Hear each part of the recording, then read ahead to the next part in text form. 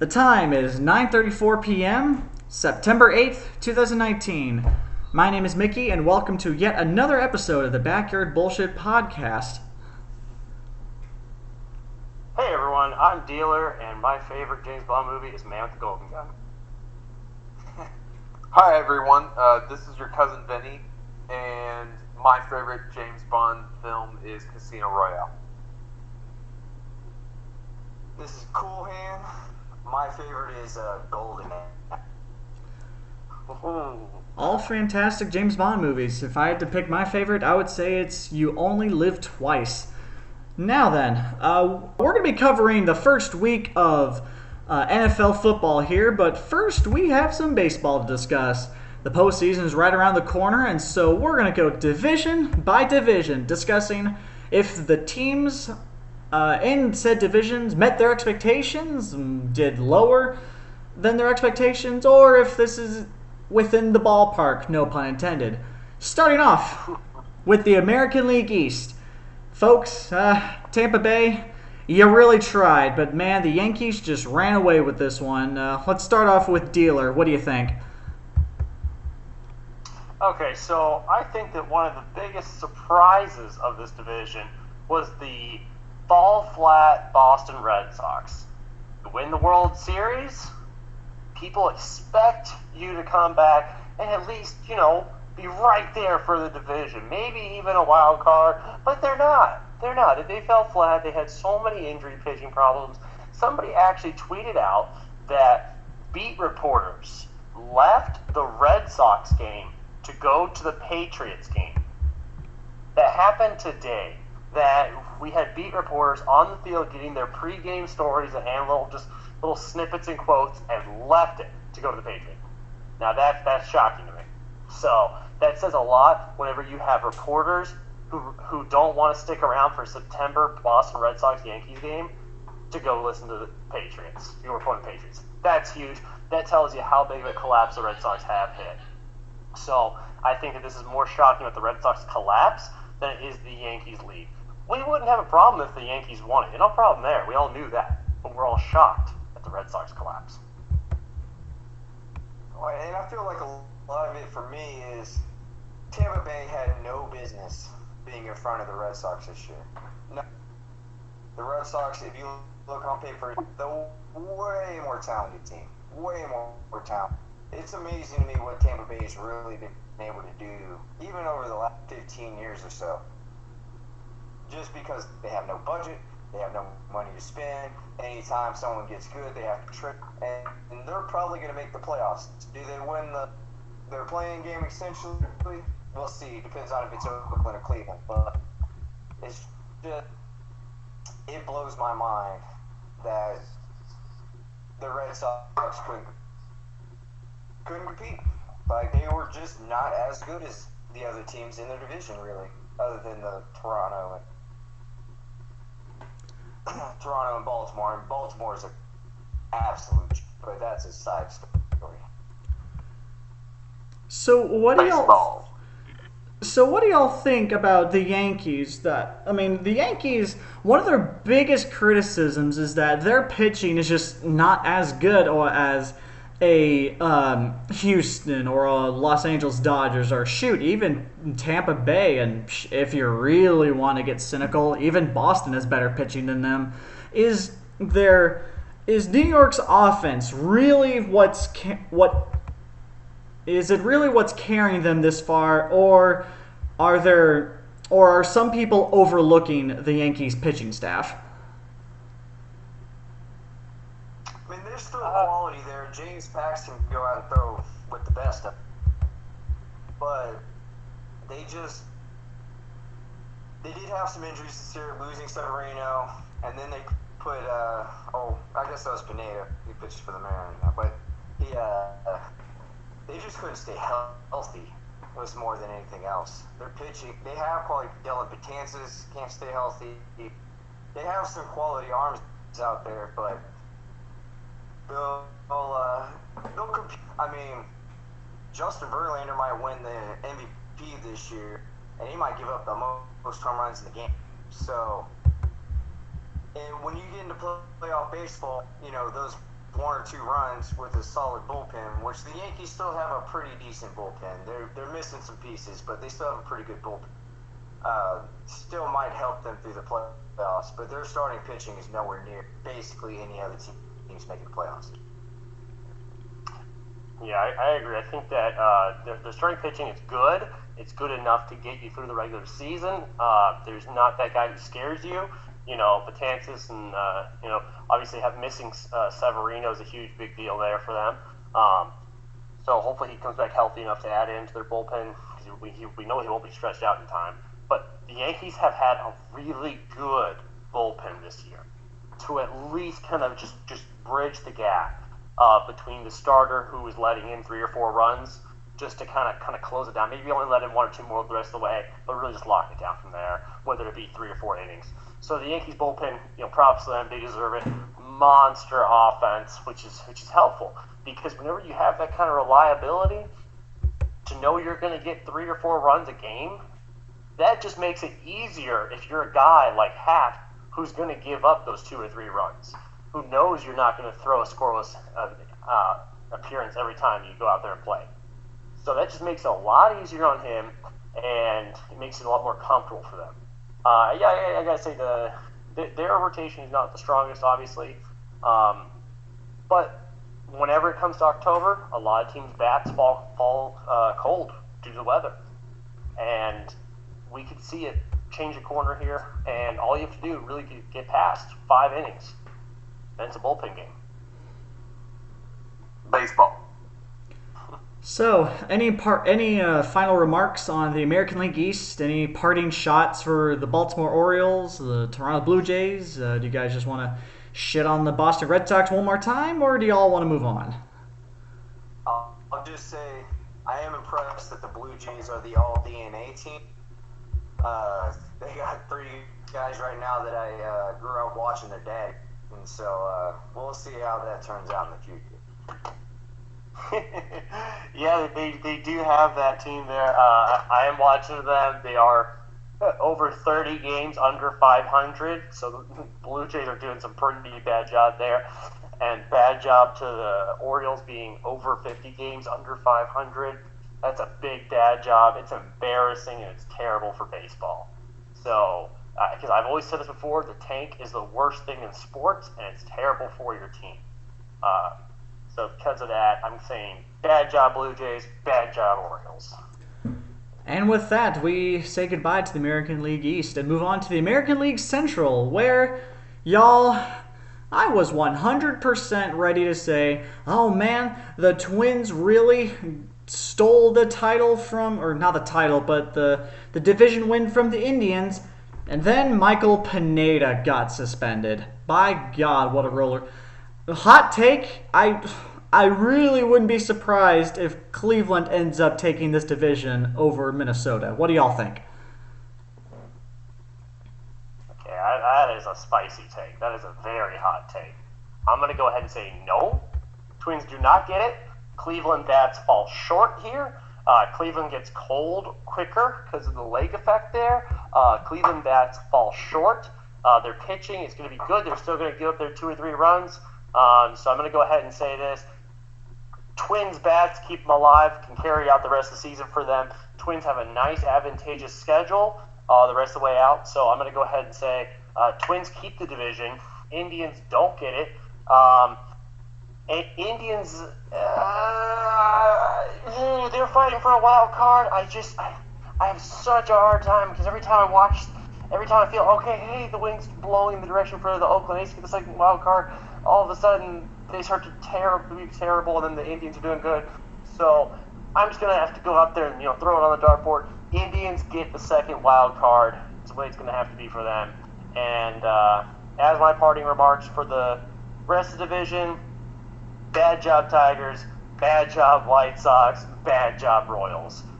Nobody was interested in tuning into any of your games for all 3 of you guys. So, come on, guys. If you took those 3 teams, you couldn't even find 4 good starters from those 3 teams combined. That's how bad these teams are. It's just laughable bad. So that's my take on the Central.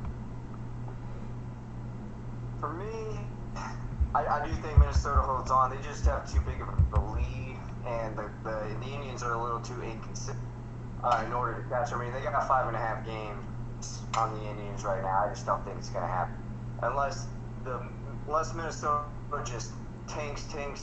I still don't believe in their pitching, and that's really going to show in the playoff. But for now, I think Minnesota holds on, and I also think that Cleveland does pull out the second wild card. I do think they are the significantly better team compared to the A's. And the A's kind of have a tough schedule.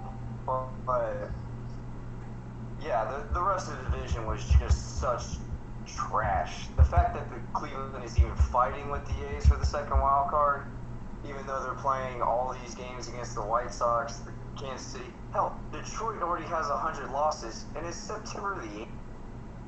Like, that's just awful. It's terrible. It's worse than the Orioles, and the Orioles still have to pay Chris Davis. And so, exactly. I do see the Indians getting in, mostly because they have to play a bunch of games in the division. But what a garbage division, really. Like, I know Minnesota's 88-55, a pretty good team, but I don't believe in their pitching. I don't think their pitching is going to step up. I think they're going to be SOL when they have to play the Yankees, and the Yankees just beat them 10-2 for 3 straight games. Yeah, Dealer had a point about if you go to the White Sox, Royals, and the Tigers, you couldn't even string together 4 decent starters. I mean, the only decent starter of those 3 teams I can even think of is Matthew Boyd. I mean, he can certainly get the strikeouts, but I mean, we'd all be crazy if we honestly think he's going to stay in Detroit and not go to a team that's going to offer him a huge contract. So, yeah. The White Sox have some talent at pitching. Lucas Giolito, but he got hurt. Kopech, who's a high-end prospect, he got hurt too. He has Tommy John. So there's talent with the White Sox. They made a ton of trades in the last few years and really brought in some skill. They just the rest of that division is a joke, really. It almost makes me wish there weren't divisions. That's how bad the rest of that division is. Yeah, actually. Which says something, because now we've issued 5 bad jobs. And how many good jobs have we issued? You're asking the wrong person. I don't know. Baseball. We said good job to the Rays. We said good job to the Yankees. Good job to the Indians, and good job to the Twins. We're at 4. I could go either way on the Red Sox. I'm going to say bad job because of the trade deadline. So we could be sitting at 6 bad jobs and only 4 good jobs for the first 2 divisions in baseball, which is terrible. Yeah, I mean, you bring up the trade. Just because they have such talent and manage to do nothing. Yeah, I mean, you mentioned the trade deadline. I mean, Boston picked up Andrew Cashner. What's his average strikeout per game? 1.5. Oof. I mean, he was a washed-up Ranger. He was a washed-up Oriole. That's true. He was a washed-up Oriole. Yeah, Boston. What were you thinking? That was. I don't know what Baltimore got for that trade, but I can guarantee you it was highway robbery. Anyway, I'm sick of talking about this garbage division. Let's go on to the American League West, where, or as I like to call it, the Houston Astros and 4 bitches. I say that jokingly because, you know me, I love my Rangers, but by God, the Astros with Garrett Cole and Justin Verlander plus Zach Greinke, then that offense, oh geez, I mean I think we're going to end up seeing Houston, New York Yankees American League Conference Series. Okay, so Houston, and no one's surprised there. They are way above everybody else. Echelon, and what's impressive to me is that Yuli, such an old guy, is having a resurgence season. Maybe he figured out he just feels calmer in the batter's box. Maybe he knows his swing zone better. I don't know what's going on. This guy is having a monster year with Yuli Gurriel. Unbelievable year for the Astros. They're up and down that lineup. There's hardly any holes.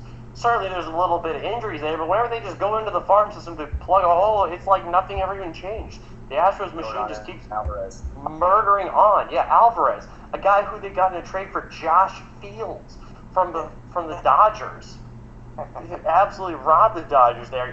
Alvarez looks like the new Pujols who just murders baseballs, and he's just even starting. He's a rookie. This guy puts up insane numbers. The machine of the Astros is built so well right now. It's unbelievable.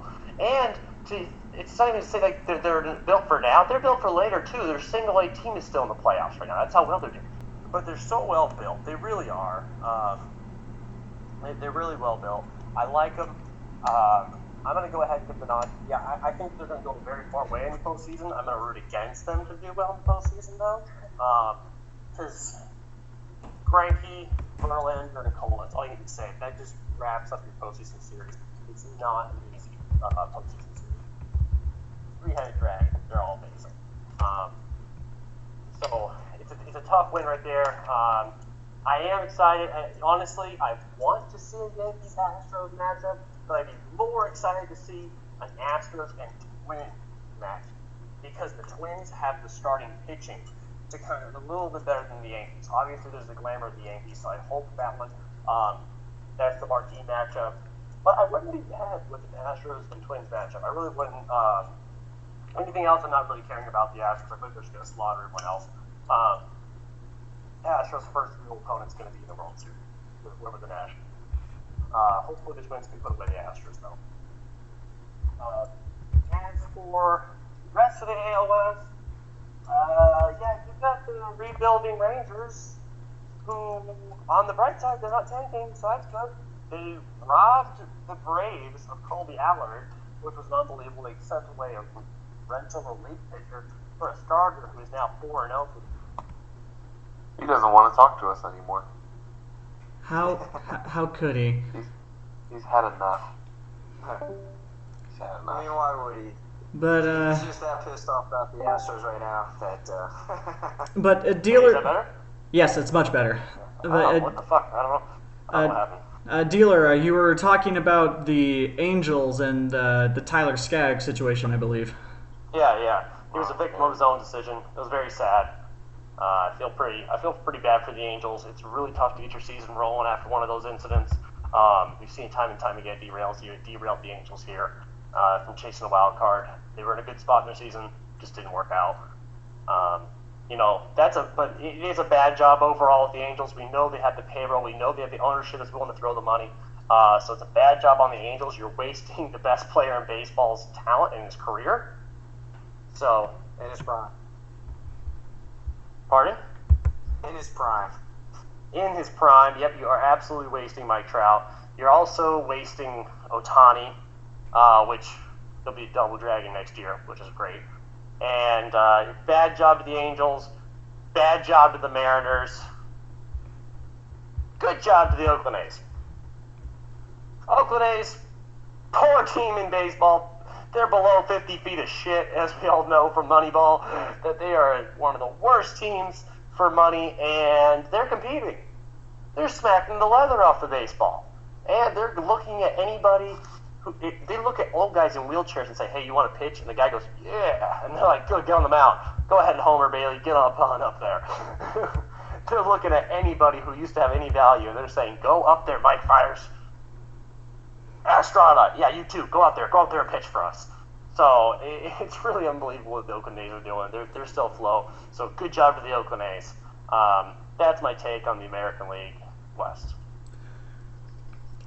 All right. To close out the American League once and for all, Who do y'all want to see in the American League Conference Series, and who do you want to represent the American League going into the World Series? Well, I'm going to show my homer here real quick. Go Astro. Go Astro. Yeah, that's right. Hate. Especially since we're going to the Rangers game on Tuesday. But. Oh, wow. I do have to say good job to the A's. And I just want to point out, I do believe that I put out a huge text message saying the Rangers made the best trade, one of the best trades I've ever seen for Kobe Allard for Chris Martin. I just want to point that out. I put that as soon as I saw it, I was like, yes. They made a great decision. So obviously my pick is going to be the Astros. I just think they're too good. I do have some concerns about their bullpen. But other than that, I mean, they got 3 of the top 20 starting pitchers in baseball. They won 21-1 today on Garrett Cole's birthday through 15 strikeouts. I just don't see, if they get starting pitching that goes 7-8 innings, I don't know how you beat them. I just don't. They're so good in all aspects of the game that I just don't know how you can beat them. They're the most complete team. And they, oh, by the way, just swept the Iowa Cubs in their trip in the Pacific Coast League, and they're about to play for the championship in the Pacific Coast League.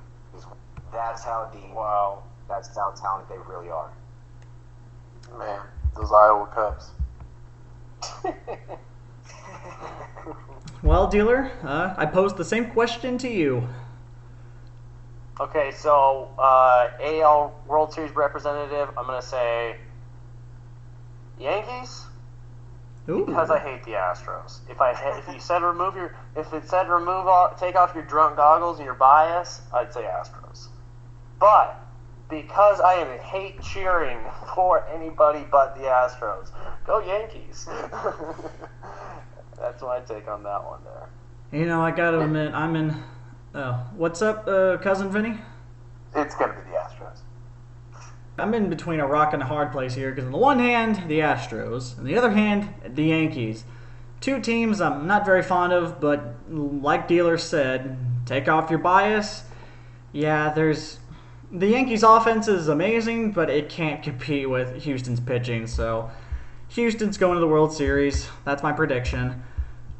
And that is where we shall end our discussion about the American League as we move on to the National League, specifically the National League East, where currently the Atlanta Braves have a 9-game lead over the Washington Nationals, with the Philadelphia Phillies right on the heels of the Nationals.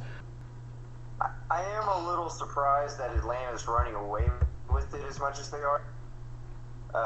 They were a good team. They were a talented team, but they were young. I thought they were still probably a year or 2 away from really competing.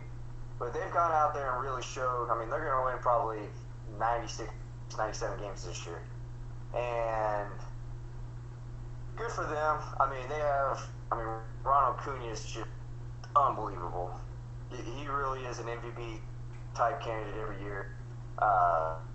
They play defense. You know, they gave up a lot to bring in a bunch of relief pitching. But they also have one of the better minor league systems, so it's not that big of a deal for them. I mean, Kobe Allard for Chris Martin, that's a bad trade. But if they end up, I don't know, at least making the National League Championship Series, then it's worth it. But the fact that they're 9 games ahead of the Nationals is that just blows. Yeah, I agree. I think that Braves, they locked down the division for sure. I'm not surprised just because of how bad that division has been. Each team has like glaring holes in it. In Miami, we just say everything's bad there. Mets, their bats have been terrible. Good move of getting Marcus Stroman, just their bats, like I said, nothing there. good move trading away Vargas and sending it to a division rival to tank their season. So that was a great move. And I think, what do you give him, like 7 runs whenever he first played against the Mets right away? And turn around and play the Mets? That was awesome. He literally was like a sleeper agent. Great job, Mets. Phillies. Yes, playing 3D chess there. Phillies, gotta say, I don't know. I've been rooting against the Phillies ever since, Bryce Harper and everything. So I'm just saying, good job to the Phillies for missing the postseason. Pretty excited for that. I'm really happy with the Nationals. Nationals, man, good job to them, really. They're a solid team. We know that Rendon is a beast who's just carrying his team. Scherzer has just been wild and dominant. As for the Braves, look, they're just taking advantage of a bad division, and I don't blame them. So I think they're going to do very well. I think they're going to shock some people because it is a little bit south. Their bats stay a little bit hotter during the postseason. So expect to see some really big numbers in the first round of the playoffs for the Braves. So good job for the Braves. Yes, you mentioned Scherzer of the Nationals, the former Cy Young Award winner. He honestly could have been the only person that could spoil Justin Verlander's supposed MVP season, but his season got off to such a slow start, and then he got hurt, and now he's just posting decent numbers right now as opposed to the numbers he had way towards in the middle of the season. So, I mean, yeah, I really think that hurt the Nationals more than they like to admit. But, yeah, Atlanta, do you guys think the acquisition of one Dallas Keuchel made that much of a difference, or do you think at a certain point Atlanta was set in stone to win the division even if they didn't get Dallas Keuchel? I mean, it's good on them to bring some depth in. He was it's a one-year deal, so it works out perfectly. I don't think Dallas Keuchel's that good, but it added depth to that rotation, which they really needed. They had a bunch of real young guys. They needed to bring in some experience, and I think that's where he's really going to help. It's very telling whenever you bring in a guy halfway through the season and he's able to eat up almost 100 innings before halfway through September. That's huge. He's sitting at a sub 3.5 ERA. This guy is coming in there. He's eating up his innings. He's keeping the team in the ball game. Not a bad signing for the Braves. Not one at all. Not a bad signing for Keuchel. He reestablishes value. Guarantee you he's not going to play games with his contract next offseason. You can bet your bottom dollar on that one, unless there's that MLB lockout, which we're hearing about. But other than that, good moves there. Solid job by the Braves to get Keuchel. Can you tell me more about the lockout? I believe that there's so much to say about that we should save that for another podcast episode because we can just get so derailed. But essentially, the players are upset, the umpires are upset, and the owners are upset. Players are upset with the contracts that they're getting. They don't believe that they're being valued properly. Umpires are upset because they say, there's no accountability for the umpires' actions. And they're saying, we need robot umpires, and so they want to put an end to that, at least put it underneath the bed for a long time. And the owners want a little protection from this whole, hey, we're not getting the contracts we think we deserve, so we're not going to play anymore. And the owners are saying, that's not how any of this works. Yeah, no, that's juicy. We should talk about that another time. And we will talk about it another time, but for now, we must move on to the National League Central, where the St. Louis Cardinals are currently ahead of the Chicago Cubs by 4.5 games. And the Milwaukee Brewers, hot on the tail of the Chicago Cubs, and they're behind the Cubbies by 2 whole games. What do y'all make of this situation? This is a really, really great wild card race for the second spot. to know that there are 3 teams within 2 games of the second wild card spot, that's extremely healthy for baseball, extremely healthy for the National League wild card. It tells you how good these teams are. Bad spot for the Cubs right now with Javi Baez going down with an injury. We know that their bats get colder. It's going to be a little bit tougher for them to crank out offense, and you really want Javi Baez this time of year. So I hope that he can get healthy and get back into the race, because the Cardinals, they're going to stay a little bit warmer right now, not much longer than the Cubs. So that's a huge advantage for them right now. I think the Cardinals being on top shocked a lot of people. And St. Louis fans are going, what are you talking about? We've had our stellar rotation and we had a Goldschmidt. We knew this was going to happen. Yeah, but typically, pretty much all eyes were on the Brewers and the Cubs again. Not realistically the Cardinals. Cardinals fans knew what to expect. So good job to the Cardinals. They kept their head down. They went to work. I hope that they win the division. I'm expecting them to win the division. I'm still rooting for my Cubbies. I'm hoping they get the second wild card, because there's a lot of ex-Rangers on the Cubs. So if we can get a Holland, Hamels, and Darvish in the postseason, oh, my little Ranger heart's happy. See, I think that's the problem with the Cubs right now is, it's age versus experience. Yeah, you want experience, especially in a playoff run, especially if you're able to get in the playoff. But Hamels is old. Lester is old. You has shown that he really can't perform in the playoff. So they're relying on guys who are they're old, or they're just not good in the playoffs. And losing Baez is a real big killer. What I'm surprised is Milwaukee. Christian Yelich, they've got some really quality talent there. Even their pitching is decent. Now, should we expect them to be as good as they were last year? They way overachieved last year for the talent. But I would have thought Milwaukee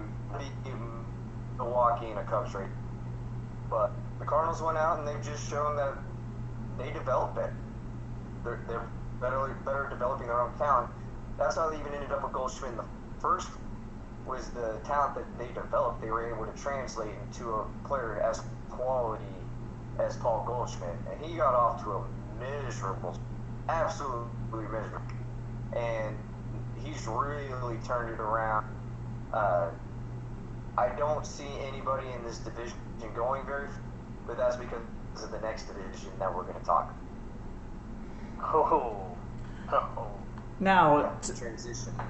Now, to close out this segment, with Javier, okay, is it Baez, or is it... Baez. It's Baez.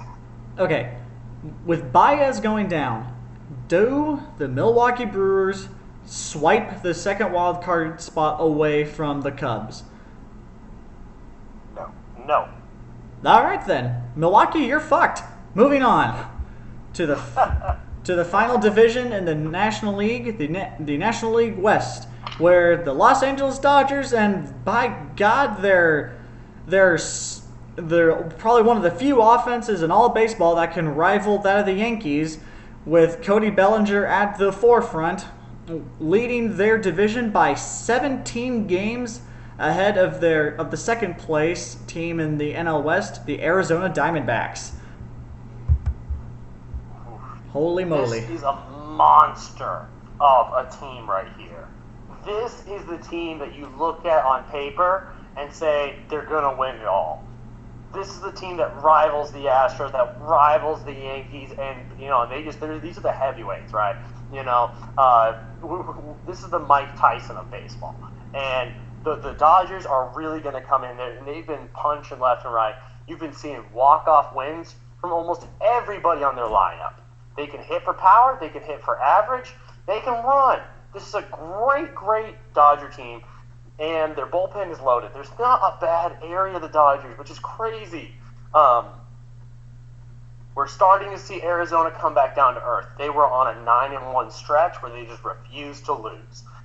But that kind of changes whenever you run into the buzzsaw. So, which is going to happen for them. We knew that they were playing over their heads, and it was just bound time for them to catch up and take an L.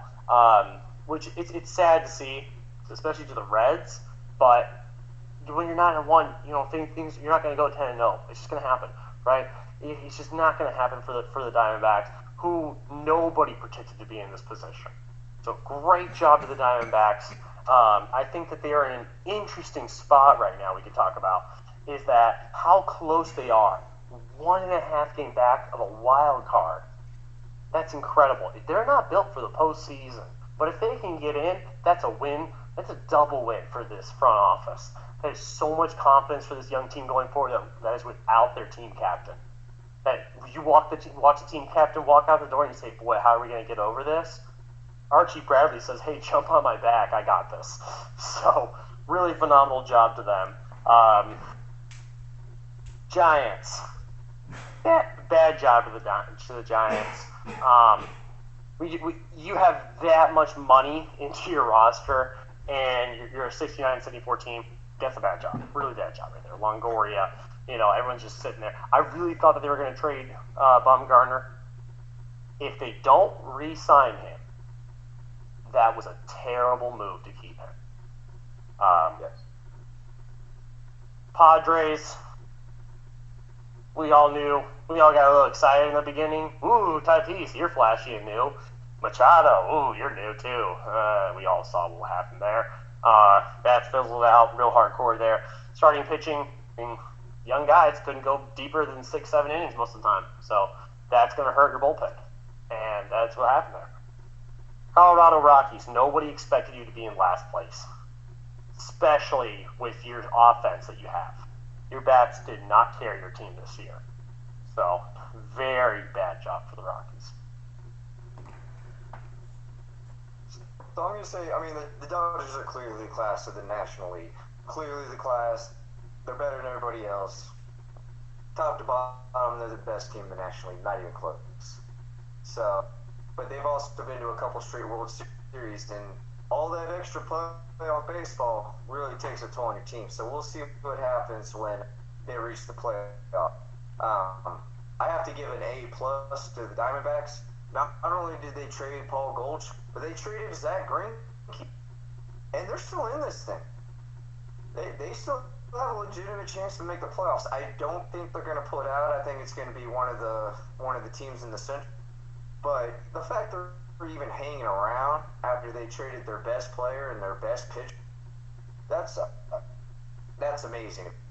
Good job on them. They got a haul for Zach Greinke, and so those guys are going to really show up. They got some guys that are pretty much major league ready or real close to major league ready, and so you're going to see those guys over the next couple of years, and I think that's going to help them up.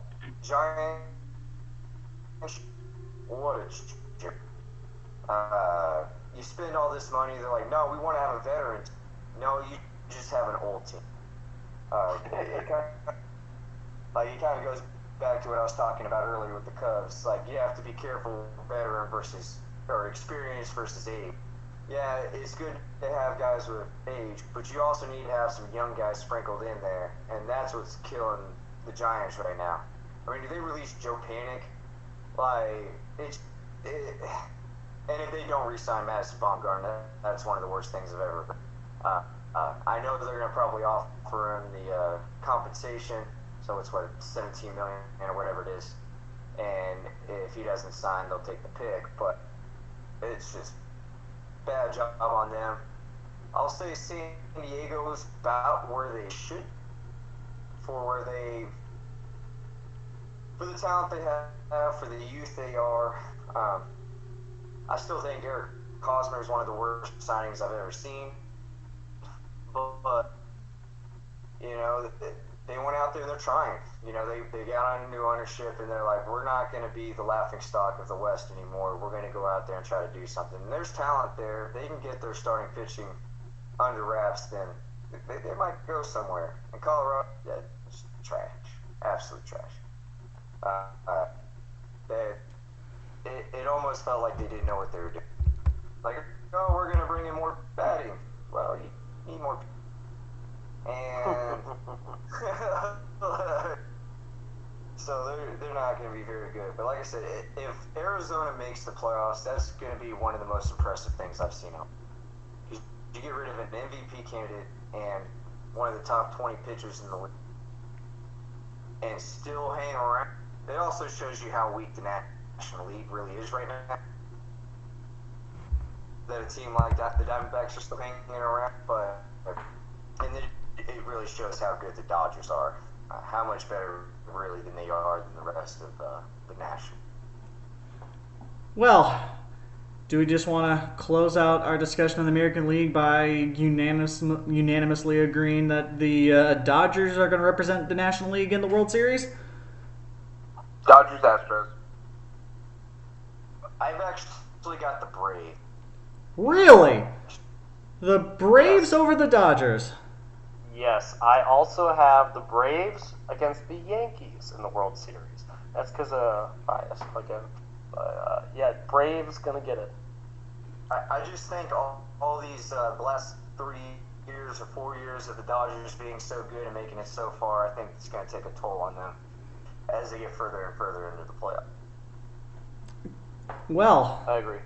We'll see if the Dodgers' playoff hopes burn out as fast as the Tampa Bay Lightning did. Hopefully no, because that would just be awful for baseball. I think we can all agree. Well then, Atlanta or Los Angeles, who will make it to the World Series representing the American League? Stay tuned. We'll report on it. And that will wrap up our discussion of baseball. We shall keep a close... Baseball. We'll keep a close eye on America's pastime to see how things progress. But for now, ladies and gentlemen, National football is back, and we are, for the most part, we are for 3/4 of the way through week 1. I mean, as of right now, there's a minute and 22 seconds left in the fourth quarter of the Patriots and Steelers game, with the Patriots winning by 30 points. And then on tomorrow, we have the New Orleans Saints playing the Texans and the Broncos playing the Raiders. So before we get into the games that have actually transpired, let's give our quick predictions on these two upcoming games. First, Texans and Saints. I think it's safe to say that the Saints take this one. Any disagreements? No. The Saints. Yeah, the Saints may have the best offense in football.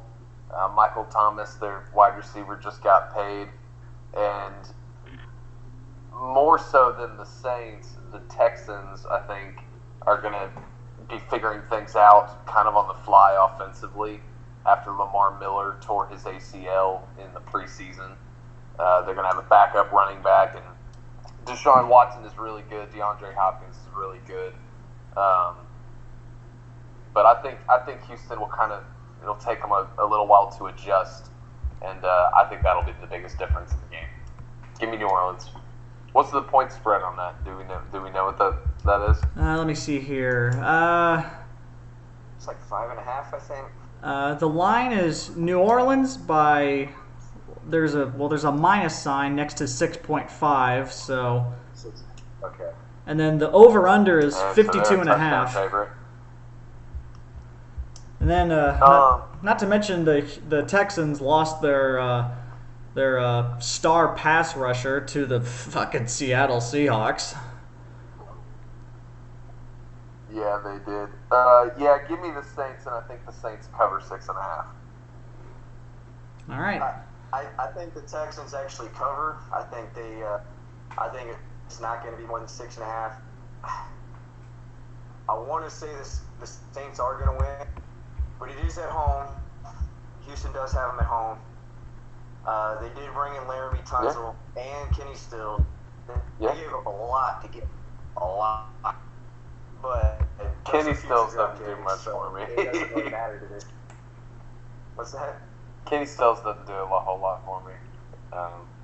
Larry Tunsil, Well, that was an pair him interesting with pickup. Hopkins and Fuller. I think that's a pretty good mix for. Kiki Cutie can't stay healthy. If Cutie was around, it wouldn't really matter that much to me. But So you think Houston covers? Do you think they win? no, They win I straight think up? I think the Saints won it by 3. I think they won it by a field goal. But, Houston went out and they did a lot the last couple of weeks. They got robbed by the Seattle Seahawks. Not only did they not get that much in return, but they also picked up half the contract with Jadavian. And so... Yeah. And I mean, they clearly have pushed the chips all the way in after Andrew Luck went down, and they now, the AFC South is wide open with the Jaguars, the Titans, the Colts, and the Texans. I mean, if we're jumping ahead a little bit, I think the Texans win the division. So they pushed everything all in to protect him with that offense, and yeah. How do you feel about the Clowney move? I thought it was dumb. Markevius Mingo's washed. A third-round pick isn't that great, and I don't even know who the other linebacker was. That pretty much says it. And the only reason why I know who Markevius Mingo was because he was a washed-up first-round pick for the Browns.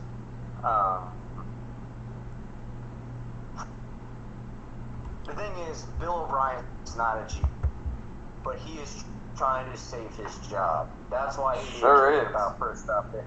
Because guess what? If this team isn't that good this year, he's gone anyways. So it really doesn't matter. He didn't give a damn about that roster after that. Yeah, he won't kick. So why not push everything in the middle, see what happens? I do like the Laramie Tunsil, but I thought they gave up a lot to get those two guys. And like I said, we'll see if you're going to mortgage the franchise's future, you might as well do it for selfish reasons. And so, yeah. That's basically what Bill O'Brien did, was he did it for selfish reasons. Well, my take is this. This is a game in New Orleans. The Texans' offense is either gone or crippled. So I'm going to go ahead and say that New Orleans covers it, but more specifically, New Orleans wins by at least 10. Whoa. It's at home. I do believe the Saints' defense can cover what's left of Houston's offense. It's at whose home? New Orleans. New Orleans. Before this game is Houston. Are you sure? No, you're right. It is in New Orleans. You're right. Yeah, no, yeah. The home field advantage of New Orleans covers. the How new. dare you read? Listen here. It's not like it's my job or anything. Anyway, Saints take it. That's the consensus we've come to. And the last game tomorrow is the Broncos and Raiders at Oakland. And y'all, I was going to be honest, I was considering giving this to Oakland, but then Antonio Brown left. So now I got to go Broncos, just so the Raiders get kicked in the face one more time. Just so it really sets in. Yeah, the Raiders were already supposed to be a bad team. And then the Antonio Brown saga of the last, really the whole preseason has gone down. And so they have gotten worse on paper and in the room. I don't know if I'm a believer in the Broncos and Joe Flacco yet. I've got to see it. But it could be good. Joe Flacco at one time was the highest paid quarterback in the NFL and was coming off a Super Bowl victory. And so, jokes aside, Matt Schaub was also one of the highest paid quarterback in the league for a year. So it doesn't mean a lot. Yeah, I would put Joe Flacco above Matt Schaub for sure. But anyway, I don't know if I'm a believer of the Broncos. I'm definitely not thinking the Raiders are going to be worth a damn. I'm going to ask for the line again. The line is that Denver takes it by 2.5 points, and the over/under is 42. Yeah, I think Denver wins by 3. I think Denver wins and covers. Yeah, I am 100% in agreement with this. Tony Brown to the Patriots. Raiders, you got fucked. You really are your own worst enemy. So, yeah, my take is Broncos. They upset the Raiders at home by a field goal. Coolhand, what do you think?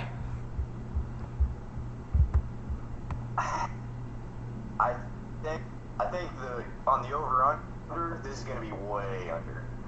Way under. I think we're looking at like a Bears-Packers game from Thursday. Like 10-3. It's going to be awful to watch. Yeah, it's going to be awful to watch. It's not going to be a lot of offense. Both teams, and it's not even going to be good defense. It's just going to be bad offense. And awesome. So we'll see on that, but I don't trust Joe Flacco. I don't trust Derek Carr. I don't trust John Gruden. I don't even know who the head coach for the Broncos is anymore. I don't trust John Elway. Like, I don't trust any of them. It's going to be a miserable game. I really wish it wasn't the last game of the first week. The first and the last games of the first week are going to be awful to watch. It's going to feel like a waste of time. And hell, I might not even watch it. Like, I think I'd rather go to sleep. It's I think the Raiders actually will win this game. Mostly because we'll go quote unquote at home, even though Oakland's not really home for them anymore.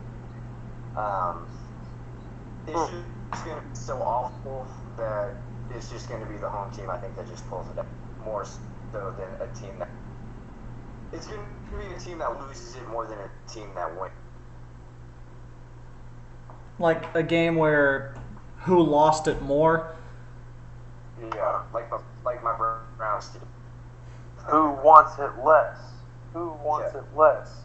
Yeah, I mean, you have it. No, you have it. This is the AFC West too, and it is a division game, but these two teams are in the same division as the Chiefs and the Chargers. So let's be honest, the Broncos and the Raiders finish at the bottom of this division and pretty irrelevant this year as is. And so, yeah, I agree. This is a 10-6, 12-7 type game. I mean, it's a close and not something that's overly exciting. All right, well, we have a split vote here over whether the Broncos or Raiders who will suck less. So we'll see Monday. It's going to be the Broncos, for sure. For sure. Flacco, he's a veteran. Flacco we trust. So look for a lot of short passes from Flacco to be completed and not get sloppy as the Raiders will be.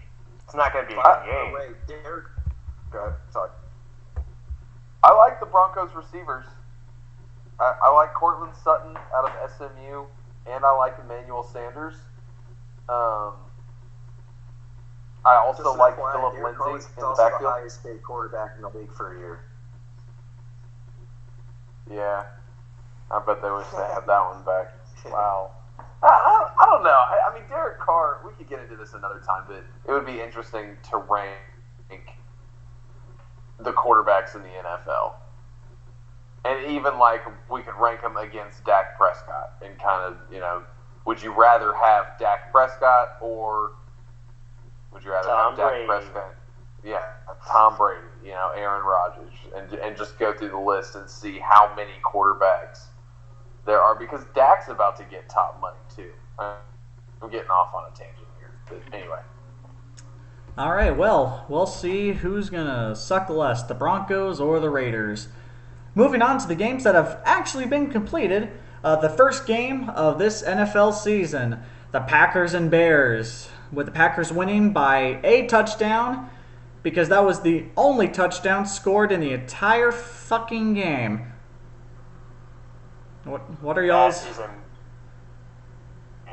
Trubisky, he's a terrible, terrible quarterback. I mean, watching him play, he did not look like an NFL quarterback. I get it. People say, hey, Bears offense is really good. I think it was more impressive to see how good that the Packers defense was. They put a lot of money in it this offseason. It showed up. So good job to the Packers. Bad job to the Bears. Bad job overall because the Dodgers scored more runs than points were scored in this entire game. So, yeah. That's rough, sir. Yeah, this game was a classic. Why the hell are we playing the preseason if teams are going to come out and they're going to play their first game and look like this? They looked like they had barely practiced together. But win's a win. I think Chicago's defense is really good. I think Green Bay's defense also is really good. That game was terrible though. I mean, I've already thrown it out there how awful I thought that game was. They said some of it was the defense. Obviously, the Bears' defense is pretty stacked. They get one of the top 2 or 3 defensive players in the league in Mac, but the offense is just, they didn't look like it. And by the way, Mitchell Trubisky was drafted before Pat Mahomes. Yeah, he was. Same draft, yeah. So, clearly they made the right decision. Not.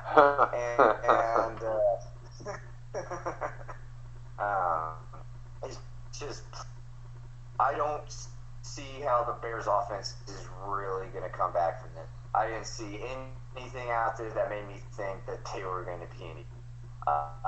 Their defense is going to keep them in games. I mean, they still had a legitimate chance to win this game until they had 1st and 30. But it was bad. It was bad football, at least on the offensive side for the Bears. And I just don't see them overcoming. I think it was really telling at the end of the game how Mitch threw that interception right at the end when it all mattered the most. It wasn't even that close. I mean, that was one of the worst throws I've seen in a long time. I agree. Yeah. You kind of just saw the camera pan toward that player, and you saw way more Packers than he did Bears, and you're like, what are you doing? yeah, I mean, Mitch Trubisky, that interception, whoo boy. Chicago fans are not kind, so just ask Jay Cutler. So have fun this season. We wish you the best-ish. All right, so I have confirmation. The Steelers-Patriots game is over. Take a guess who won. Antonio Brown's team. Antonio Brown won. That's who really won this week. Yes, he did. He fucking won this whole thing somehow. Yeah. Him and Zeke. Oh, yeah, the Steelers are like, yeah, no, this offense, we're going to show the world that we can score without one of our best running backs and one of our best wide receivers. And they get killed by 30 points in opening night. By God. Tom Brady, I mean, what can you say? 341 yards, 3 touchdowns. 24 out of 40. And that's without Antonio Brown. That's Coolhand's right. That is without Antonio Brown. The final, 33-30. No, 33-3. The Patriots. 3. Yeah, okay. The Patriots won by 30 points. They got a whole field goal. Well, hey, now let's a whole field goal. Whoo boy. Now we're playing with fire here. Ben Roethlisberger was terrible this game. By God. If you say that they're going to step up, I mean, 0 touchdowns from your quarterback, from an elite quarterback like that. You just can't have it. Yeah, they looked really bad. Like, I know Antonio Brown wasn't on the sideline, but I bet that asshole was smiling ear to ear. He's like, yeah, I fucking told you. I mean, if there's anybody in the league that can control Antonio Brown, it's Tom Brady and Bill Belichick. You know, I'm sure the contract is written that if he acts a fool, the Patriots can get out of it right away. The Patriots might have the best wide receiver core in football with this. With Josh Gordon, Julian Edelman, and Antonio Brown. Don't forget N'Keal Harry got put on the IR, and he was a first-round pick this year. Yeah. I mean, they go from Gronk retiring, what are we going to do, to... Not to mention they have Sonny Michel and James White out of the backfield, who are both really good receiving backs. They're practically slot receivers at times. Yeah, and Dorsett, too. Yeah, and Dorsett. Yeah, I mean, the rich just get freaking richer. Unbelievable. Yeah, I think all of our hopes for a Patriots collapse is not even close to happening, and the Steelers, well, you're fucked. Yeah, you might want to think about, you might want to scramble to figure out what to do next, because, whoo boy, your offense is not looking good. Steelers going to go 16-1 now. 16. If that happens, I will eat a shoe. Ladies and gentlemen, you heard it here first. Steelers, all you have to do is win 0 more games, and I will eat a shoe live on this podcast. All right, whoa! I want that clarified for the record. So, what do they have to do in order for you to eat said shoe? They have to lose 0 more games. They have to go undefeated for the rest of their season. So 15-1. Yes. They have to finish 15-1 for the regular season. Yes. Okay. I will. That's probably not going to happen. Well, then why do you think he's going to eat a shoe for it? Hey, I mean, I will say, if we get to like week 7 or week 8, and somehow the Steelers have railed off, 6 games in a row, like, we're going to start having some serious conversations about how he's going to have to go about eating the shoe and what portion of the shoe he has to eat. And what type of shoe, too? That matters. Yeah, what type of shoe, I mean, where we get the shoe from. Yeah. On the bright side, they go up against the Seahawks next week.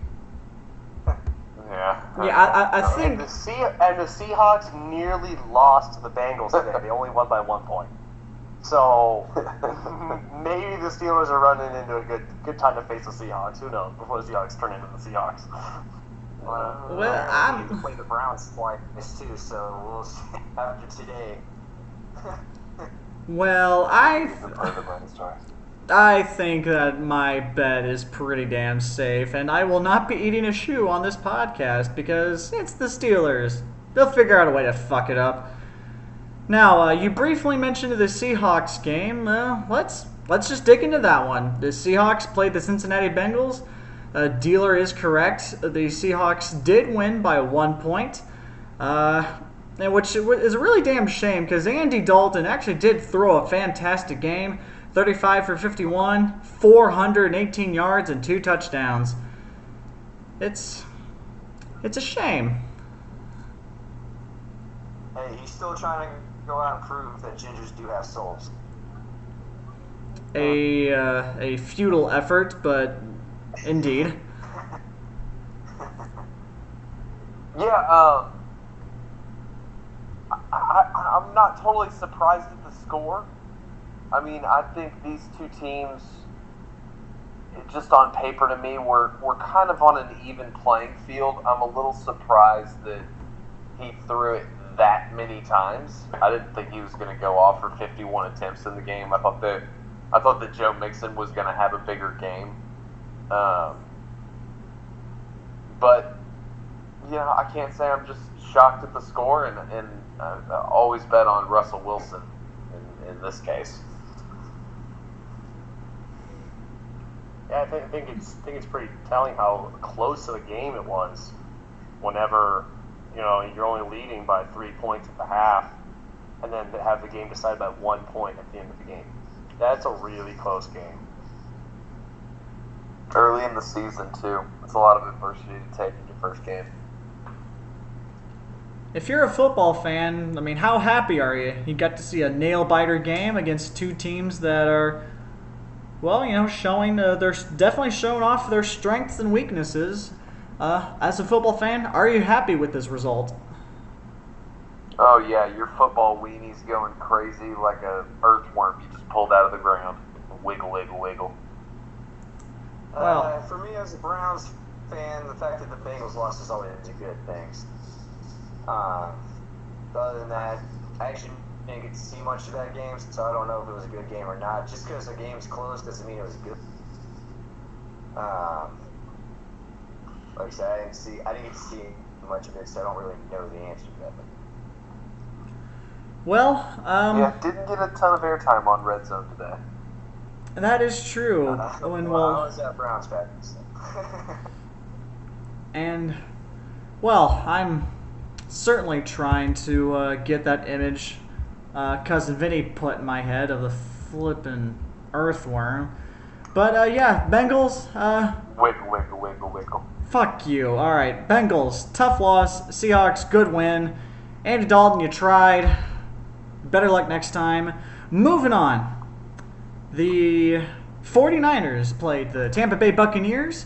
Final score, 49ers coming out on top with 31, and the Buccaneers with only 17. And Jameis Winston did not throw that good of a game.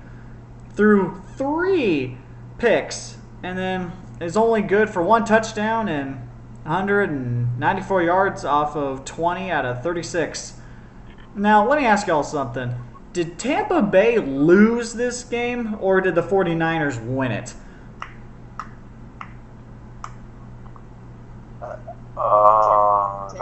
That's a good one.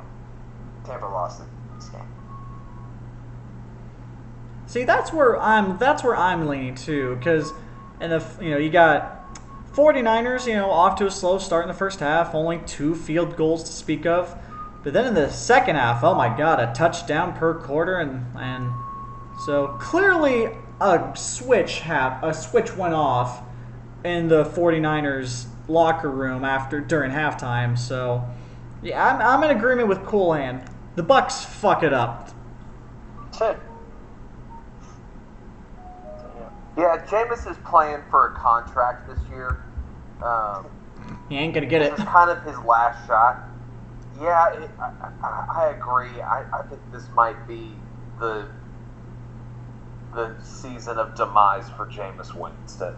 I just want to point out that you said "buck fuck up." Just saying. I think the record. Just call them the Buccaneers. Graphic. That is graphic. No, I mean their team's not very good. Mike Evans is good, and they have some pieces here and there, but they're in a really tough division with the Saints, the Falcons, and the Panthers. Jameis didn't look very good, and I don't think he's going to have a very good year. I agree. Does this strong start bode well for the 49ers? Do you think they're going to keep it up, or do you think this is just a fluke? Because they're in the same I just think it's taking advantage of a bad team. Yeah, that's where I'm leaning towards as well, because the 49ers are also in the same division as the Rams and the Seahawks. Wow. Uh-huh.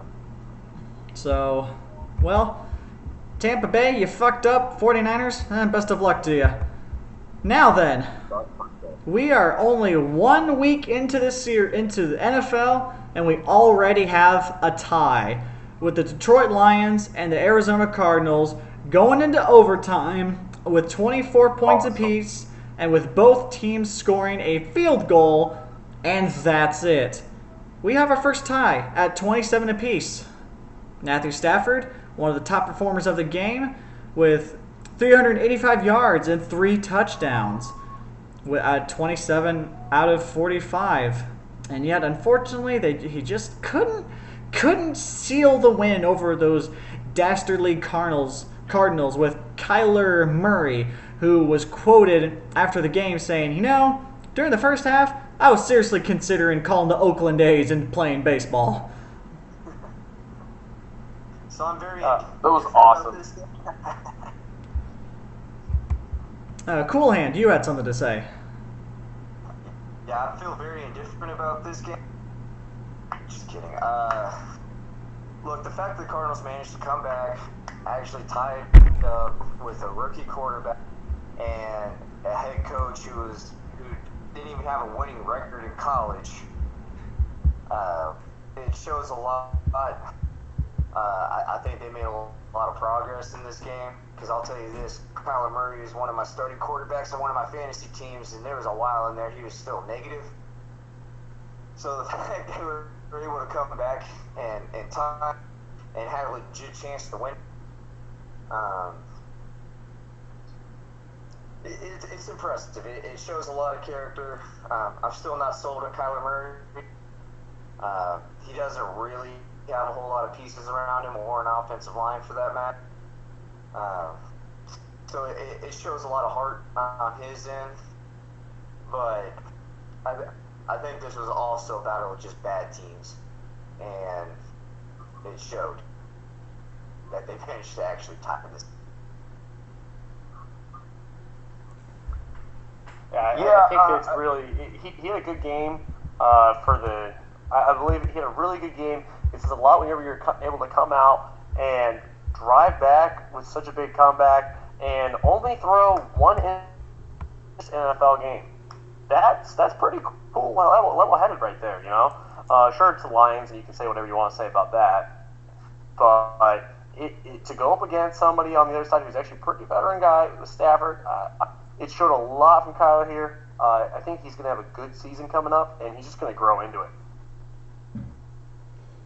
Yeah, I will say something about the Lions now that you mentioned that, because they're in this swirl of mediocrity, and it sucks because I like Matt Stafford, a really good quarterback.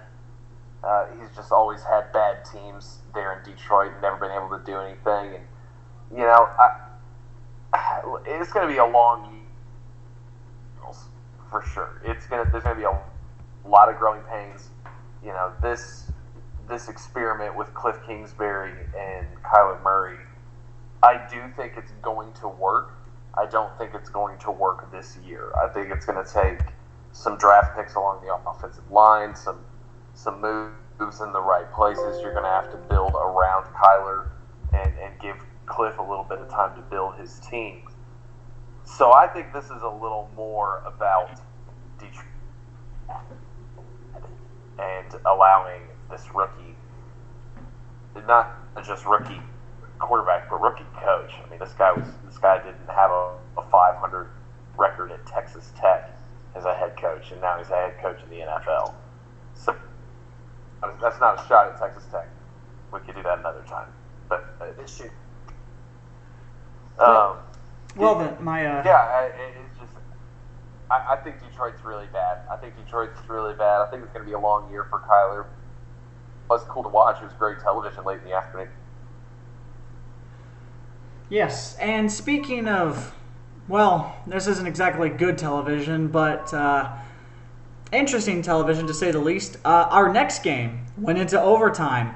The San Diego Chargers and the Indianapolis, recently no more with Andrew Luck, Colts, going into overtime with the Chargers taking it in overtime, 30-24. Phillip Rivers, 25 out of 34, 333 yards, and 3 touchdowns. And that's what you expect out of Phillip Rivers. He's really good. Whether or not Melvin Gordon comes back from his holdout or not. I was more surprised that Indy had that much fight in him. Jacoby Brissett, he's no Andrew Luck by any means, but there was a reason the Colts were thought they were going to have a good season coming into this. They finally had an offensive weapons around Andrew Luck, and you think with a quarterback of his magnitude, they're going to put it all together. Jacoby Brissett is not trash, and there's good pieces around him. So I was surprised at how close it is.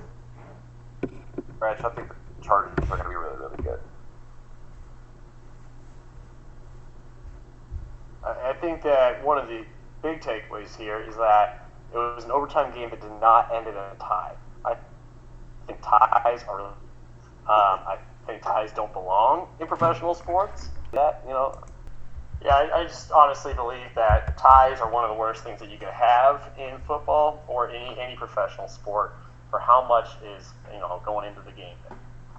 Especially whenever you have such a small season that football has. Create something, play through it. Let the fans see a winner. As I'll say about the Colts, it's going to be a very rocky season. Their kicker certainly struggled going 1 for 3 on attempts. It's a tough situation for them, and we know what's going to happen with their quarterback. It's really going to be a struggle season. It's going to be a long season. I think the Chargers they're going to have a solid season. They really will, especially in the back half. We always see them heat up towards the end of the year. So if they have a good beginning and then a good back half, boom, playoffs, baby. I don't see the Chargers competing with the Chiefs. I think the Chiefs, top to bottom, are a better roster. But the Chargers are a good team. They got a good defense. They got Joey Bosa, who can create a lot of havoc. They have good receivers. They have a decent offensive line. They got a pretty good, but I say pretty good. He's a real Hall of Fame quarterback. He's just old. We'll see. We will see. Yeah, I agree. I don't think the Chargers are going to threaten the Chiefs for dominance in their division. I have to say, I thought the game was closer than I was expecting. Again, the Colts, they have a good roster. With Andrew Luck, they have a great roster. With Jacoby Brissett, they still have a good team around him. So it was closer than I thought, and the AFC South is top to bottom not the strongest division by any means.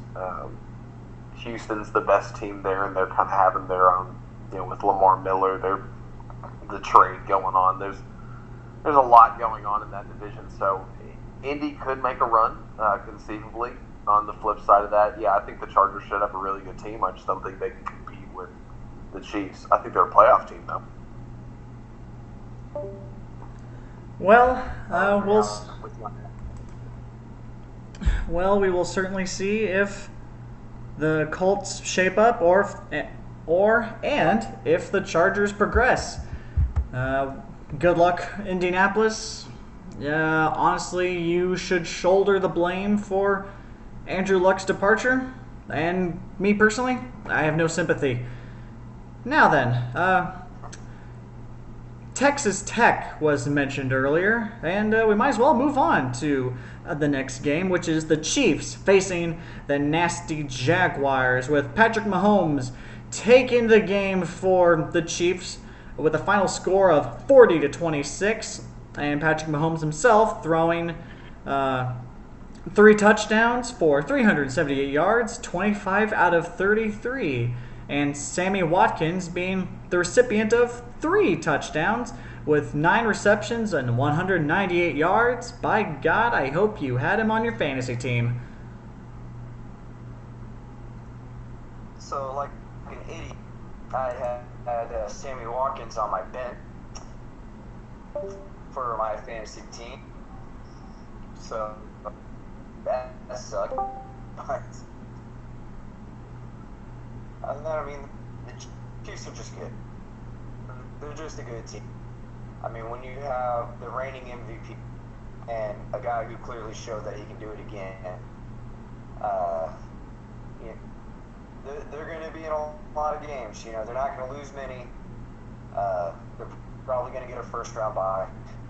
Now, Tyreek Hill did get hurt, so that might make a difference. But they have so many weapons. I think they'll be all without him for a little while. Yeah, Chiefs do what Chiefs don't do today. I mean, Pat Mahomes is a bona fide star. Good for Sammy Watkins coming out and having a game like that. I've always thought that guy, he was kind of labeled a little bit of a bust because he was drafted so highly and hasn't really panned out to expectations. But what a great game from him. I hope he has a big year. Jacksonville. You know, Nick Foles did get hurt early on as well. So they were playing with a backup quarterback most of the game. You know, I thought Jacksonville was going to look a little bit better. I thought Leonard Fournette was going to look a little bit better. I thought they were going to have some creative ways to use him. It all looked pretty basic, you know, pretty generic, probably because they had their backup guy in. So, but the Chiefs do what Chiefs do.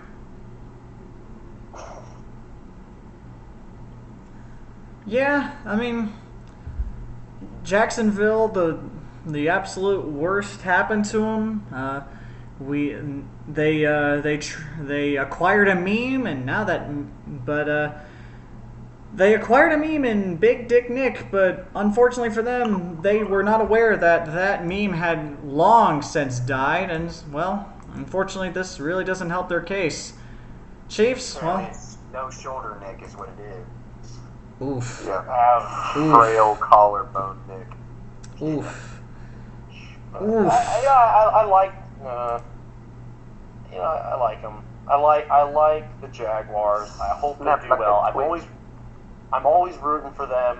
I think they're a creative team. I'd like to see them go deep into the playoffs one of these years. Really rooting for them. Also, not mad at the Chiefs. We knew that they were a solid team, but just really shocked at the Jaguars, man. Really shocked. It's sad. The London Jaguars. Can't trust a team that wears that much teal. There's nothing wrong with teal. All right. There's a lot wrong with teal in football. Well, folks, Okay. It sounds like we have the subject for our next backyard throwdown. Teal, yay or nay? Stay tuned. Now, for what I personally thought was an interesting football game to watch was the Rams against the Panthers, with the Rams barely squeaking by with a 30-27 win. Cam Newton, well, he threw an interception, so that's no bueno. Yeah, the Rams looked sloppy in this. Down the stretch, Todd Gurley did look really good.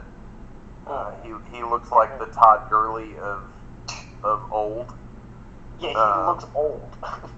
Yeah, he looked nice there in the third and fourth quarter when they were trying to put the game away.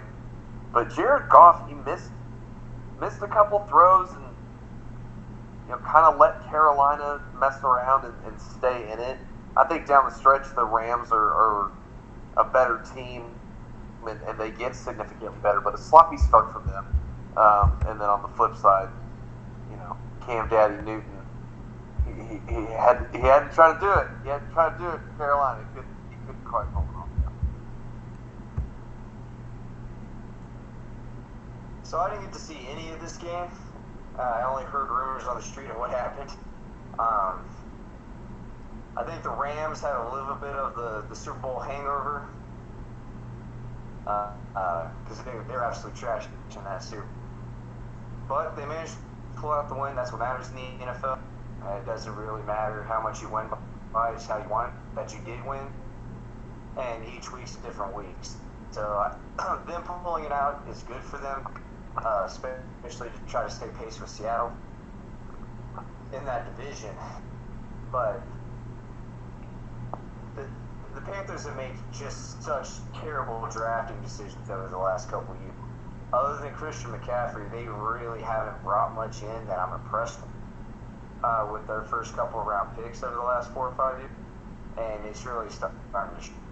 Yes, the Panthers do seem to have a significant lack of depth in their lineup. And, despite the Rams' sloppiness, they were able to pull away from a win. And looks like Cam Newton's going to continue to eat some of that humble pie that he first took a bite out of when he lost the Super Bowl. So, yeah, we'll see if the Rams get better. And the Panthers, I just hope Christian McCaffrey stays healthy. Now then, to the NFC East. And it's not the game you want us to talk about, but we will talk about. But first, it's the Eagles and Redskins. Could this be the comeback game for Carson Wentz? Or do you think they just got lucky with the Eagles winning by 5 points with a final score of 32-27?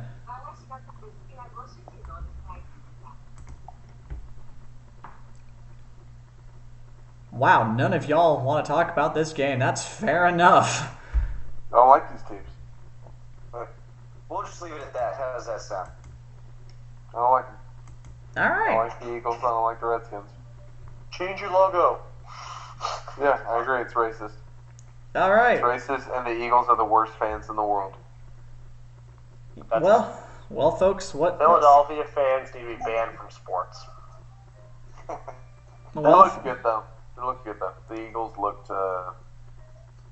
They have Carson Wentz. How do you not look good? Yeah, I mean, I still think the Cowboys probably win the division, but I think the Eagles are the wild card for sure. No. Yeah, I think no. If Wentz stays healthy through the whole year, yeah, I mean it's going to be Cowboys 12-4, Eagles 11-5, 10-6 for sure. They're good. Was surprised at Washington. Don't know if that was just the Eagles coming in sleepy, or if Washington, actually has got some players or not. But Washington messed around and really hung in this game for a long time. Well, we will see if Dwayne Haskins turns out to be the top college QB that everyone thought he was going into the draft. Well, folks, if you wanted us to go over the Eagles-Redskins games, sorry, picked the wrong podcast. Now then, less impressive football. Bills and Jets. Bills win it by 1 point. 17-16 is the final score. Ugh. Yeah, I gotta admit, this is a pretty unimpressive on all fronts. Best team in New York. Christ. Versus New York City, man. Even though they're in Jersey. At least Bills have their own stadium. It's true. It's true. They even get the new one. And they have crazy fans who jump on tables. It's impressive that the Bills threw 2 interceptions and they can still win this game. Yeah, I mean, their only 2 touchdowns of the entire game came in the fourth quarter. So, I guess credit for, doing it when it counts, but geez. Bills should be terrible. This game, like the way I feel about that Eagles and the team from Washington. Yeah, I mean, Bills, Jets, both mediocre. It's hard to get excited about those teams. Yeah, I mean, Buffalo, the only other team you have, I think, is the Sabres, and they've been meh for a while. And then the New York Jets, I mean, you are the New York Knicks of football. You are a bad team, and there's an even better team just a short drive away. So, Jets, you blew it. All right. I don't know. It was nice to see Le'Veon Bell get involved a little bit. How many yards did he have? 58? Less than 100? He had 58, but he had a receiving touchdown too. He had a receiving touchdown, and he caught a 2-point conversion. They were running him out of the slot and out of the receiver unit a good amount. And he looked good. He looked good. Don't sleep on the Jets. I think the Jets are going to have an okay year. I am 100% sleeping on the Jets. One stellar piece in Le'Veon Bell does not equate to a good season. So, Jets, you're fucked. I'm saying this right now. Claim. Agreed. I'm planting my flag right there. Bitch, we're going to make you eat another shoe. Bitch, no you won't. Now then, on to more... You know what? This game just actually makes me depressed. Vikings and Falcons. Vikings win it 28-12. The 12 points the Falcons procured for themselves all in the fourth quarter. The Vikings 14-7 zip across all 4 quarters. Just the Vikings ran away with this one. Close to, anyway. Falcons look like a mess. Yeah, Matt Ryan threw for 2 touchdowns and just a hair over 300 yards, but the Vikings just showed them up. And the 2 interceptions. That doesn't help you. Oh, yeah, it really fucking doesn't. You're right. Atlanta waited till the fourth quarter whenever Minnesota was like, all right, man, I'm going to head out. That's when Atlanta woke up.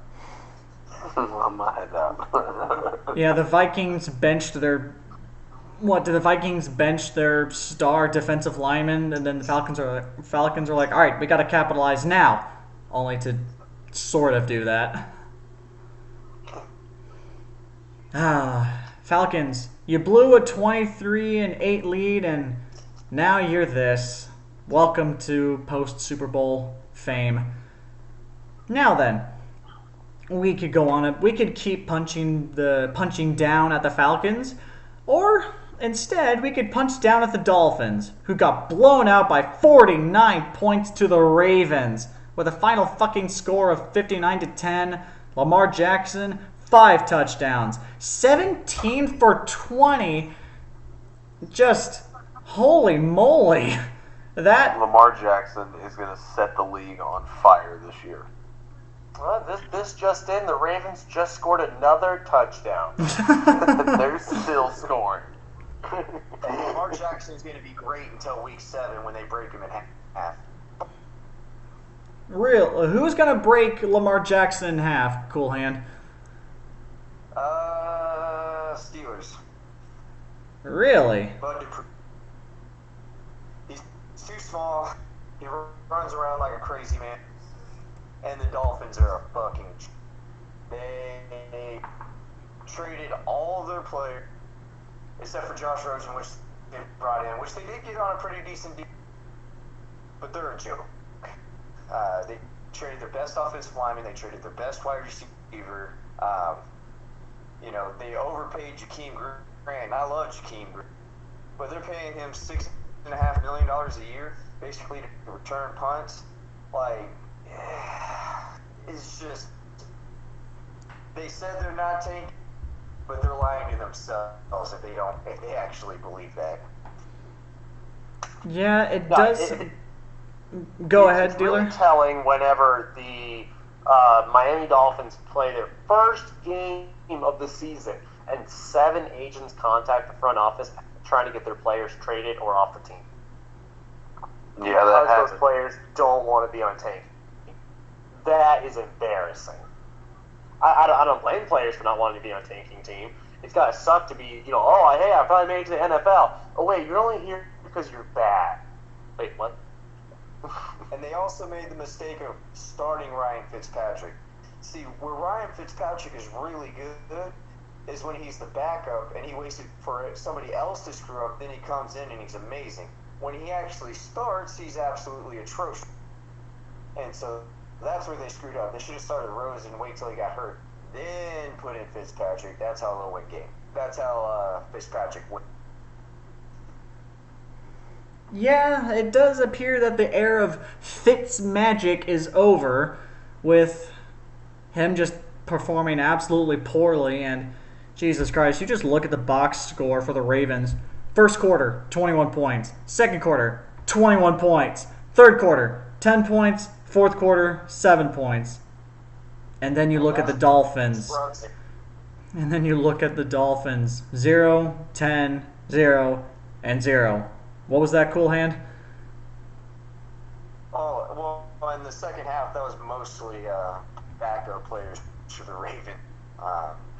And they still dominated them. I mean, the Dolphins are absolute joke. Jesus Christ. They almost shouldn't be allowed to tank on this. Jesus Christ. They almost need to just step in and do something about it. Now, I know they got a ton of picks from the Tech, for Tunzel and for Stills. But if you're going to sit there and lie to the rest of the league that you're not tanking, you're not. You know, if at some point, you say, hey, what the Ravens do is bad because, they're on fourth down, they were up 3 touchdowns, and they still went for it, and you can say it's bad, but then you can also look and just say the other team isn't even trying. So why should we lower ourselves when they're not trying? Yeah, just that. Like you mentioned, Dealer, I mean, that's you're pretty much kicking a man while he's down, but enjoying every single moment of it. If he didn't even bother to stand up to start the game, is it even kicking him while he's down, or is he just kicking it where he's in? When you put it like that, Dolphins, you're fucked. You're uber fucked. Here's my theory. Might actually go on 16 this year. Like that's a legitimate possibility that they end up 0-16 this year. Well, I'm sure the next team we're going to talk about knows something like that, which is the Cleveland Browns playing the Tennessee Titans, with the Tennessee Titans winning by 30 points with a final score of 43-13, with Baker Mayfield, who I'm 95% sure Coolhand is about to go off on, 3 interceptions. So I'm actually going to let the 3 interceptions go. We all know my disdain for Baker Mayfield. But really what killed him in this game is they had 18 penalties. 18 for 170 yards. They had 2 players get kicked out. 1 for kicking a dude in the face. That actually happened. And shooting themselves in the first. I can't tell you how many times I looked up and it was 1st and 20, 1st and 25. Like, they just couldn't get out of their own way. And most of the penalties were deserved. There's maybe 1 or 2 that just, might have been a little questionable. But you cannot expect to win an NFL football game with 18 penalties for 170 yards. It kills drive. It extended a whole bunch of drives for the Titans. And this game was actually fairly close going into the 4th quarter. That's why I'm not necessarily blaming Baker for all the picks. He had to try to go out and try to win this game. That's why he threw most of those picks in the 4th. He threw 2 of those 3 picks in the 4th, trying to bring it back. But I mean, you can't win like that. You can't. And with all the expectations, I think some of this, it was such high expectations for the Browns that I think they let it get to their head. I think they'll be a lot better again. But in the grand scheme, they lost. I wouldn't even give it to the Titans as they wanted. I would say the Browns lost. 170 yards of penalties is just outrageous. It kills drives. You can't win like that. And I mean, Myles Garrett almost got himself kicked out.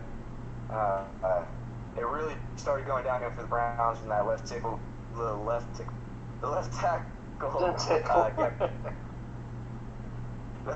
That's what it felt like watching, is that they were tickling him.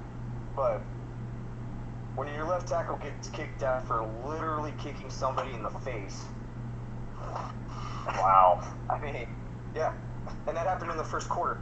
And then they just never really recovered from that, and they shot themselves in the foot. They even got it to 15-13, and then the very next play gave up a 75-yard touchdown to the Titans, and that just deflated everything. The game was kind of over after. But they show signs of life. Just you can't make those level of mistakes and expect to win in the National Football League. Yeah, they were sloppy. They came out there. It's a different thing whenever you're trying to play Fight Club, whenever you're trying to do football. And the Browns said, "Fuck it, it's Fight Club." So you get what you get. I get it. Players on the Titans, they want to say they want to point fingers out there and say, "Hey, they were trying to start it." And at the end of the day, you're always going to have your instigators, but you got to have your veterans that buckle down and still play the game regardless and focus on winning. That didn't happen. So bad job, Browns. You can't let a team get in your head like that, and that's what happened. They let the Titans get in their head, and that said, even though it was 43-13, it really wasn't that big of a difference in the game. So a lot of that happened because Browns were trying to come back. And their throws in the second half were they weren't close. They were off. When they were bad, they missed bad. That's the problem when you talk so much shit like Baker Mayfield does, is when things start going bad, they go real bad because you expect better out of yourself, and then all of a sudden you're overcompensating, and all of a sudden you're further behind than you were when you started. Yeah, I got to admit, Coolhand, I got to disagree with you on letting the 3 interceptions go. I think you're giving Baker Mayfield way too much slack here. I mean, like you said, into the fourth quarter, it was close. The score was 22-14, 2-point conversion, and it's a tie game. Actually, excuse me, 13-20. 13-22. Okay, so yeah. 13 going into the fourth quarter. It was still a 2-score game, but they still had a legitimate chance to come back in that game. They were showing some signs of life on offense, but Baker got ahead of himself. He let all this happen. Like I said, it was the penalties that killed him because they were constantly in 1st and 25. When you're behind the sticks like that all the time, anytime you get a positive play, like I can't tell you how many holding calls they had. I think they had 8 personal foul calls. But you can't let the game get away from you like that, and that's what Baker let it get away from him too. I'm not completely giving him a pass on that, but that was a team effort of sucking ass, and I better see a whole bunch of dudes running laps. You know what it's going to be? Calling it now. Fake injury for Baker to cover this up. Oh no. You really think that's going to happen? Phantom injury. Oh, my hand. I don't know. But phantom injuries are a thing. When you got a franchise player like that who gets hurt in a big, or does bad in a big way, it's easy to slop it off and say he was hurt and go back to the drawing board and practice a little bit better with him. You know what I mean? Well, when you talk, the thing about talking a lot of shit is they tend to take it the worst, and so, they're going to hear about it all week, and we'll see how they respond. They're going to get their ass kicked by the Jets, or going to beat the shit out of the Jets. One or the other. It's not going to be a close game. And so, we'll just see how they respond, and who knows. And we will see if we see an entirely different Browns team than the one we saw today. Well, folks, it's time we close out this segment with the final game of Week 1 of NFL football. Cowboys and Giants.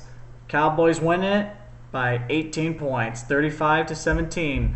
Dak Prescott, 4 touchdowns, 405 yards, 25 out of 32, and I believe every touchdown pass was to a different receiver.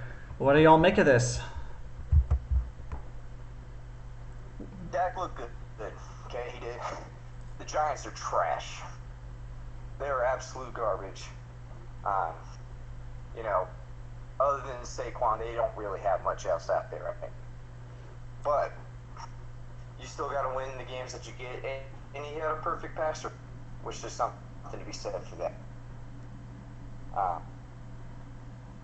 We'll see when they play a better team, because the Giants are going to be competing with the Dolphins for that number 1 pick this year. But like, we'll probably see Daniel Jones, I'd say, week 10 or so. But they went out. The defense played well too. The last touchdown the Giants got was a mop-up time. But it's a tough situation there for the Cowboys, because you're playing such a bad team. You go out there and you put up great numbers for Dak, which is what he wants. You know, he wants that money, wants those numbers. So it's a solid pick for him. Good decision there. Eli, overall, 1 touchdown. You know what I mean? Not too happy about that, but Eli, he could have done more. He really could have. There isn't as a lot to work with, but he is a veteran. He could definitely make some more happen. So, all in all, I am still vehemently an anti-Cowboys fan, but yeah, I'm just gonna hope Cowboys lost week 2, so, against the Redskins, which is gonna look well for us. But yeah, hoping for Cowboys losses. Well, since I apparently stand alone as the lone Cowboys fan here, so I think this just showed how well the offense can get away from defenses. You got both tight ends, Jarwin and Witten, taking down touchdowns, and as well as Randall Cobb and Michael Gallup. Ezekiel Elliott didn't get the rushing touchdowns, but our passing more than made up for it. And yeah, you guys are right. The Giants are in fact trash. And I mean, you guys were saying they don't have quality pieces. I mean, are you guys seriously telling me that that Daniel Jones is not a future Hall of Famer? What? No, not at all.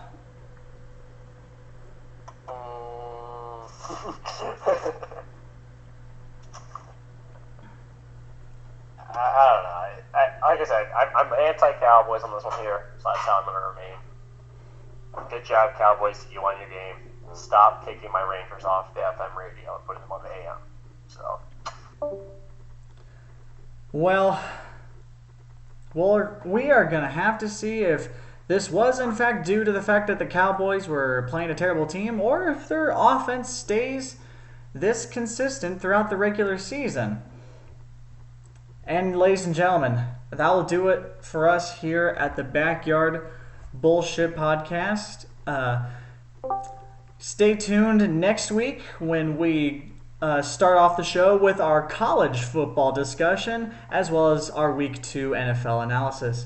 My name is Mickey, and thanks for joining us. This is Coolhand. Y'all keep it real. This dealer is saying goodbye, and also for the Cousin Vinny, he's also saying goodbye. Yes, Cousin Vinny had to sign off early. His fridge was unplugged, and he had to unload all the beer before it got warm. Yeah, the Kansas City this time of year. Whew, not a cold city at all. So, with that being said, thanks for tuning in to this episode of the Backyard Bullshit Podcast, and we'll see you next time.